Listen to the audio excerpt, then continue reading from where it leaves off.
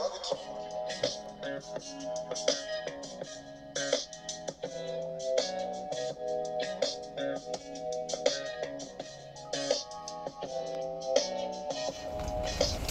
y'all, I'm in the car. Y'all see?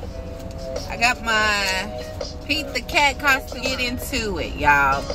Welcome back to AAB TV, better known as Authentically RGB TV, and we are going to be recapping our favorite show, Abbott Elementary. Alright y'all, so the episode starts off with Janine letting us know that it is definitely Halloween, and all of the adults and the students are dressed up, coming to school in all of these costumes, and she has a box in her room or whatever for children who come in with some too scary or too risque costumes. And did y'all see the little girl that was dressed as Ice Spice? I personally wouldn't have made her change, but it is what it is. So as we go throughout this entire episode, it's basically talking to, like, letting us know about this tradition that they have at Abbott Elementary with teachers having a costume contest. And we all know, since Janine and Greg are a couple now, they decide to think outside the box, if you would say, and have this have these costumes, these couple costumes, and they were just getting dragged the entire time about them, and everybody basically was telling them like it was basically a dumb idea. They didn't like it. They felt like they were going to kill it at the contest, that they was definitely going to win because they thought outside the box with their couples costume. And as we also learned that the librarian, Roz, she is now, I think, a main character, y'all, because even Janine was like, what are you doing? Since when do you hang out in the teacher's lounge? And, you know, so I was just like, I've noticed even from the last episode, she's been on a lot more, so I'm liking it. I'm liking adding Cree Summers to the cast. So Barb is talking at the beginning of the school day to one of the parents, or maybe she was a teacher. I couldn't really tell, but she was a part of the PTA. The PTA came up with this idea to X out bobbing for apples and giving cupcakes to the students through the big old Halloween festivity that Barb has been in charge of for years. Now, Barb is not happy about it. She doesn't understand it. It's tradition. This is what I always do. This is something that brings me so much joy to see everybody doing it. The kids love it. Nobody ever complained. Why is everybody complaining now? Which, if I'm being honest, y'all, I thought about this like a year or two ago, just randomly. I can't believe that we really used to bob for apples, one after the other, with spit all in the water. I cannot believe I actually did that. You couldn't get me to do it. So I was on the PTA side with this one. So the day keeps going through. Again, like I said, everybody is showing up in their costumes. We got Melissa as Sweet Cheeks, the guinea pig. We got Jacob as Pat Sajak, which everybody was giving him flack about that as well. We had Ava as Blade, so she was having people guess who she was. We had Mr. Johnson as, I cannot think of the basketball player's name, but when he was in his like emo phase, which I thought was hilarious. Of course, we had Janine and Greg in their couple's costume, which was the mosquito inside of Amber and Mr. DNA from Jurassic Park. And Barb, I believe she was a cat or something like that. So anyway, so they are all going through the festivities of the event. and they're trying to make it fun because everybody's bored. They're trying to come up with all of these new things to do since they've X'd out bobbing for apples, and the kids can't have sweets, and all of these regulations and rules that we have to have now, which I was understanding why Barb was upset, because change is different. But at the end of the day, like, we got to make sure all these kids are safe. It's nothing like even when I was in high school. I mean, not high school, but elementary school. So they're sitting in the assembly, and they are going over the costumes for the couples, and the students are judging, and it is up to Janine and Greg, Melissa, and 2 other kids. And everybody was looking at Melissa like, why are you even up here? Like, you are single. Like, what's happening? Like, who's your partner? Well, y'all, she pulls out Sweet Cheeks, and he got on a red little wig that she spent all night sewing together. And basically they switched places, and everybody was just like, oh, now this is awesome. And Janine and Greg is looking at each other like, are y'all serious? Like, we thought outside the box. We did all of this. We took our precious time trying not to be cliche like couples often are, and y'all just gonna just throw us to the wind. And they was even saying like, oh no, well, I know we got 2nd place, right? And they was like, no, the little scarecrow in the corn got y'all. So they were upset about it. Like I said, everybody was just dragging it about their costumes, and they started to feel bad. So bad to the point where later on in the evening, when they went to their hangout spot at the little bar, they decided to change. So they was being joked on and talked about as being head ass, which is like slang, which I'm sounding like Jacob trying to explain slang, which basically like when people are like joking and they just like, oh, you whatever, like want to be cutesy couple, head ass. Like everybody just kept on going back and forth calling them out, and they were just basically like, no, that's not who we are, that's not who we are. So again, that made them ended up changing their costume to peanut butter and jelly, and it was crazy. They were just like, are you serious? Like, because everybody just fawned over it. They was like, oh, peanut butter and jelly, great job. And they was like looking at each other like, we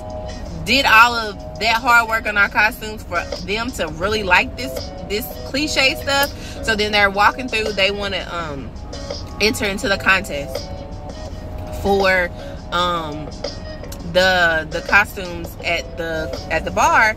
And so they're talking to each other. They are you know, looking around the crowd, and they see another couple who thought outside the box with their costumes, and they got it instantly. And they were just like, oh my gosh, like, look at them. And they both said what the costume was at the same time. And they were just like, you know what? Forget what everybody else has to say. This means something to us. So we shouldn't allow other people's opinions to change our thoughts about each other. If we want to be this way, we can be this way. We're not head-assed. We're not who they say we are. It's special to us, so we should change our costumes, which they eventually did. And they still didn't win.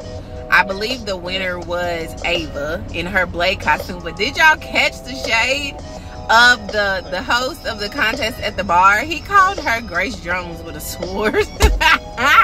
It was so funny. But yeah, the episode was pretty much just over from that point.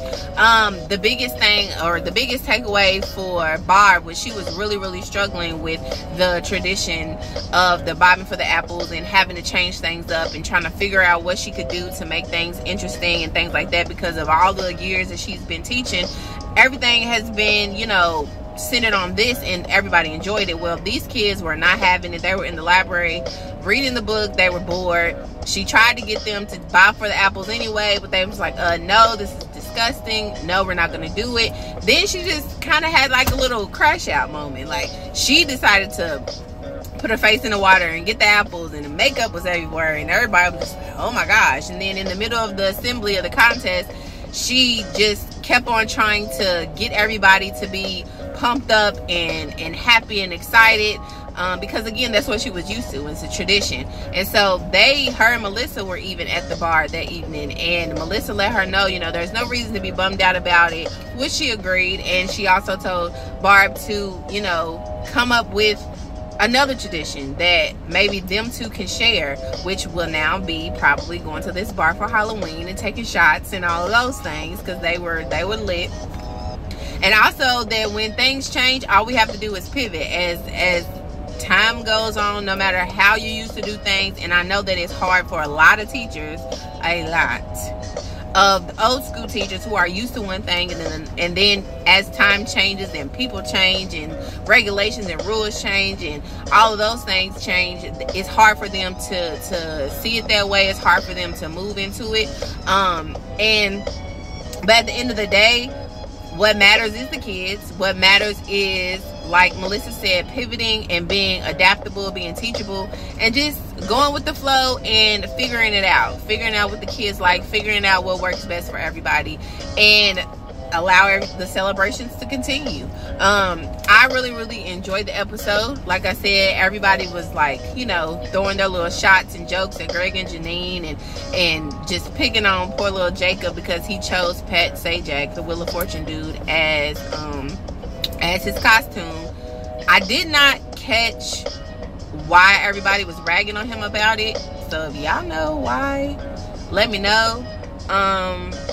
Again, I had to watch this on my lunch break, so it was going pretty fast. I wish this show was an hour, because I feel like they could have like expanded more on Greg and Janine. They could have expanded a little bit more on why Barb was having such a terrible time adjusting and adapting.